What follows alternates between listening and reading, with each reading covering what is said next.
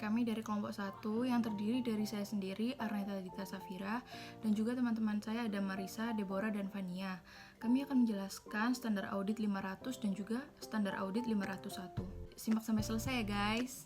Nah, yang pertama kita akan membahas ruang lingkupnya. Ruang lingkup dalam SA 500 ini tuh menjelaskan tentang bukti audit dalam suatu audit laporan keuangan, termasuk bukti audit itu yang diperoleh saat pelaksanaan audit, dan juga bagaimana tanggung jawab auditor itu dalam memperoleh bukti audit. Selanjutnya tanggal efektif. Nah, SA 500 ini itu berlaku efektif setelah tanggal 1 Januari 2013 untuk emiten dan juga 1 Januari 2014 untuk entitas selain emiten. Selanjutnya masuk ke tujuannya. Nah, dalam SA ini, itu auditor diharuskan merancang dan melaksanakan prosedur audit untuk memperoleh bukti audit yang cukup dan tepat, sehingga auditor itu dapat menarik kesimpulan yang memadai tentang entitas klien. Nah, selanjutnya, ketentuan-ketentuan dalam SA 500 ini. Yang pertama, ada bukti audit yang cukup dan tepat. Nah, di sini maksudnya cukup itu kuantitas bukti audit yang dibutuhkan itu kan dipengaruhi oleh dua faktor, yaitu penilaian auditor atas resiko kesalahan penyajian material dan juga kualitas bukti audit. Nah, kalau resiko kesalahan penyajian material itu semakin banyak, maka bukti audit itu semakin banyak dibutuhkan. Dan apabila semakin baik kualitas bukti audit, maka semakin dikit bukti yang dibutuhkan, sehingga auditor itu dapat menyesuaikan dengan kondisi entitas klien. Nah, untuk mendapatkan bukti audit yang cukup dan tepat, auditor tuh harus melaksanakan prosedur audit, yaitu yang pertama prosedur penilaian risiko dan juga prosedur audit lanjutan. Nah, contoh dari prosedur audit lanjutan itu seperti pengujian pengendalian dan pengujian substantif. Yang selanjutnya di poin B, yaitu informasi yang digunakan sebagai bukti audit. Kriteria yang pertama adalah saat auditor itu merencanakan ataupun melaksanakan prosedur audit, maka auditor itu harus mengetahui relevansi dan juga keandalan dari informasi yang digunakan sebagai bukti audit tersebut. Lalu yang kedua, saat kita menggunakan informasi sebagai bukti audit, harus tahu dulu siapa saja yang menyusun bukti audit tersebut, apakah disusun oleh pakar manajemen ataupun auditor. Lalu kita juga harus melihat signifikansi pekerjaan dari pakar tersebut dengan melihat kompetensi dari pakar tersebut. Lalu yang kedua, memahami pekerjaan pakar tersebut. Lalu yang ketiga, kita juga harus memeriksa kesesuaian antara pekerjaan pakar tersebut dengan bukti audit yang kita dapatkan untuk asersi yang tepat dengan tujuan audit. Lalu yang ketiga adalah saat kita menggunakan informasi yang dihasilkan oleh entitas, maka kita juga harus menguji keandalan dari informasinya tersebut untuk tujuan auditor, termasuk juga jika dia relevan dalam situasi untuk memperoleh bukti audit tentang akurasi, dan juga kita harus memeriksa kelengkapan informasinya itu dan evaluasi apakah informasinya itu sudah cukup tepat dan rinci untuk memenuhi tujuan dari auditor. Ya, selanjutnya masuk ke poin C, yaitu pemilihan unsur untuk pengujian dalam memperoleh bukti audit.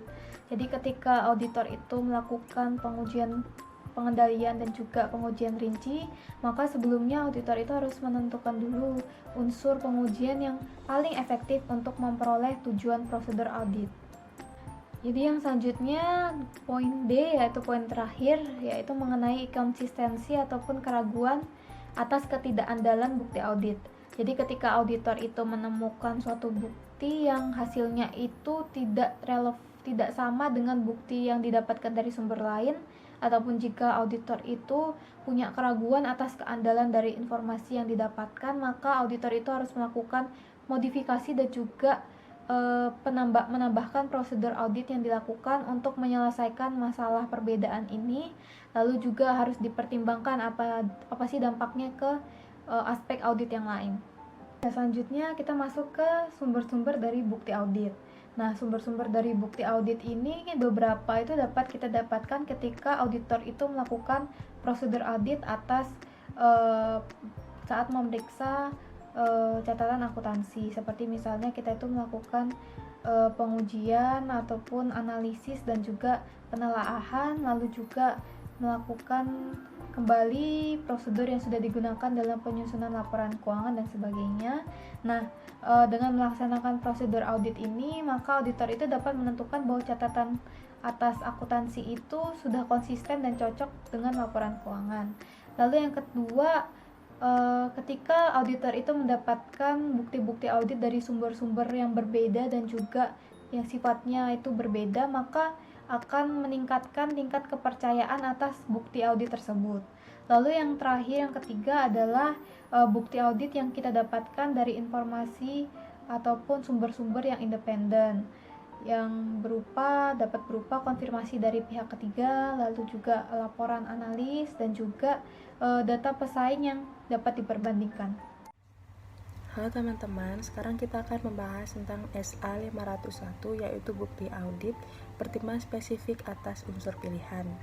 Nah, ruang lingkup SA 501 ini berkaitan dengan pertimbangan spesifik oleh auditor dalam memperoleh bukti audit yang cukup dan tepat berdasarkan SA 330, SA 500, dan SA lainnya yang relevan, berkaitan dengan aspek tertentu atas persediaan, litigasi, dan klaim yang melibatkan entitas serta informasi segmen dalam suatu audit atas laporan keuangan. Nah, untuk tanggal efektif, SA ini berlaku setelah tanggal 1 Januari 2013 untuk emiten atau 1 Januari 2014 untuk entitas lain emiten. Tujuannya apa sih? Nah, tujuan auditor dalam SA ini adalah untuk memperoleh bukti audit yang cukup dan tepat berkaitan dengan yang pertama itu adalah eksistensi dan kondisi persediaan, kelengkapan informasi tentang litigasi dan klaim yang melibatkan entitas, dan penyajian dan pengungkapan informasi segmen sesuai dengan kerangka pelaporan keuangan yang berlaku. Nah, ketentuan persediaan yang pertama itu adalah jika persediaan berjumlah material dalam laporan keuangan, auditor harus memperoleh bukti audit yang cukup dan tepat tentang eksistensi dan kondisi persediaan. Dengan menghadiri penghitungan fisik persediaan dan melaksanakan prosedur audit atas catatan persediaan final untuk menentukan apakah catatan tersebut mencerminkan hasil perhitungan fisik aktual. Nah, jika auditor tidak dapat menghadiri penghitungan fisik persediaan, maka nantinya auditor harus melakukan atau mengobservasi penghitungan fisik pada suatu tanggal alternatif dan juga melaksanakan prosedur audit terhadap transaksi yang terjadi dalam periode di antara dua tanggal tersebut. Nah, kemudian jika kehadiran fisik itu nggak praktis, maka nantinya auditor harus melaksanakan prosedur audit alternatif tentang eksistensi dan kondisi persediaan.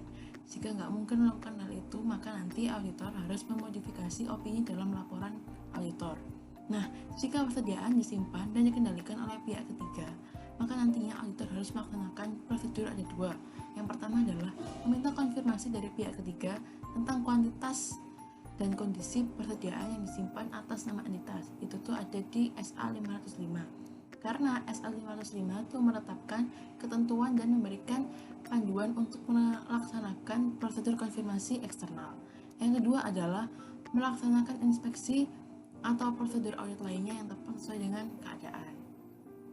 Nah, contohnya itu adalah jika informasi yang diperoleh menimbulkan keraguan atas integritas dan objektivitas pihak ketiga, maka nanti auditor dapat memberikan pertimbangan untuk melaksanakan prosedur audit yang tepat selain tambahan konfirmasi kepada pihak ketiga. Nah, kemudian litigasi dan klaim yang kedua. Nah, kalau litigasi dan klaim ini, maka nanti auditor harus merancang dan melaksanakan prosedur audit untuk mengidentifikasi litigasi dan klaim yang melibatkan entitas yang dapat menimbulkan suatu risiko kesalahan penyajian material, termasuk ada 3. Yang pertama adalah meminta keterangan dari manajemen dan pihak lain dalam entitas, termasuk penasihat hukum internal. Yang kedua, menelaah risalah rapat pihak-pihak yang bertanggung jawab atas tata kelola dan korespondensi antara entitas dengan penasihat hukum eksternal. Yang ketiga, menelaah akun biaya hukum sesuai dengan kondisi, maka auditor dapat memandang dengan tepat untuk memeriksa dokumen sumber yang berkaitan seperti kayak faktur untuk beban legal sebagai bahan penelaahan auditor atas akun beban legal. Nah, kemudian nanti auditor harus memodifikasi opini dalam laporan auditor berdasarkan SPA 705.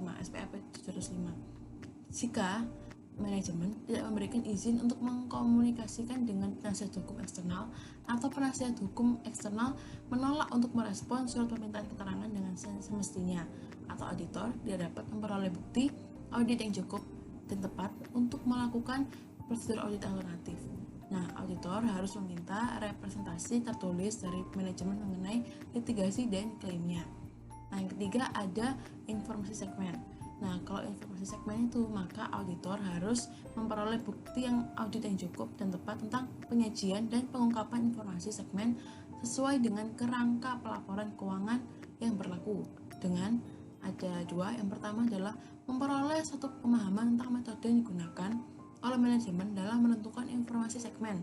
Contohnya kayak misalnya penjualan, transfer, pembebanan di antara segmen, dan eliminasi jumlah intersegmen. Kemudian juga perbandingan antara anggaran dan hasil lain yang diharapkan. Contohnya kayak misal laba operasi sebagai persentase baru penjualan, persentase dari penjualan. Nah, kemudian juga bisa dari alokasi aset dan biaya di antara segmen. Nah, yang kedua adalah melaksanakan prosedur analitis atau prosedur audit lainnya sesuai dengan keadaan.